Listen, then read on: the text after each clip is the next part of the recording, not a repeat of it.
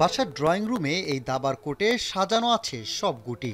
এখানেই হয়তো নিজের অবসর সময়ে খেলায় মগ্ন থাকতেন গ্র্যান্ডমাস্টার জিয়াউর রহমান। পাশি জিয়ার কত কত অর্জনের মেডেল, ক্রেস্ট, আরও কত কি জানতো এখানে বসে তার আর প্রস্তুতি নেওয়া হবে না দাবার কোনো আসরের জন্য, আর কখনোই হাত বোলানো হবে না তার ব্যক্তিগত সব অর্জনে। এক মঞ্চে বহুবার জিয়াউরের সাথে প্রতিদ্বন্দ্বিতা করেছেন এনামুল হোসেন রাজীব, আবার একসাথে দেশের বাইরেও বহুবার লাল সবুজের প্রতিনিধিত্ব করেছেন তারা।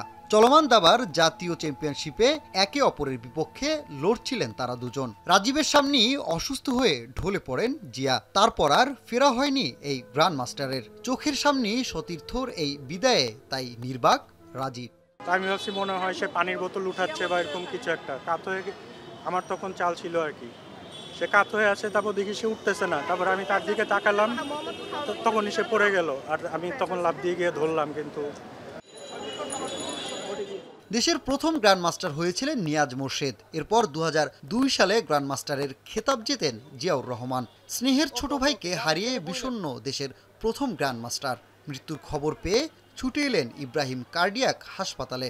অঝরে কান্নায় তুলে ধরলেন কত কত স্মৃতি। জিনিসটা আসলে এমন হঠাৎ করে হয়েছে, আমরা কেউ এটা এক্সপেক্ট করি নাই।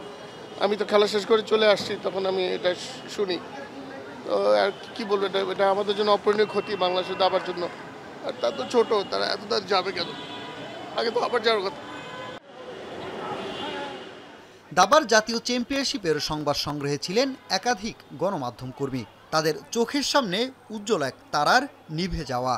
আন্তর্জাতিক মাস্টার আবু সুফিয়ান শাকিল এবং আপনার ফিদে মাস্টার নাইমা দৌড়ে আসলাম, দরজা টান দিয়ে দৌড়ে আসলাম, বললেন যে ভাই সবই আছে, হঠাৎ জিয়া ভাই মাথা করে পড়ে গেছে। পরে জিয়া ভাই ভাবি বলতেছিল যে আমার জিয়া না, আমার জিয়ার কি হলো, ঠিক আছে। তারপর আমরা সবাই দৌড়ে গেলাম রুমে। বাবার কাছেই দাবার হাতে খড়ি গ্র্যান্ডমাস্টার জিয়ার। এরপর নিজের ছেলেকেও চিনিয়েছেন একই রাস্তা। মস্তিষ্ক মননে দাবা মিশে থাকা এই গ্র্যান্ডমাস্টারের অর্জনের ঝুলিটাও সবার চেয়ে বেশি।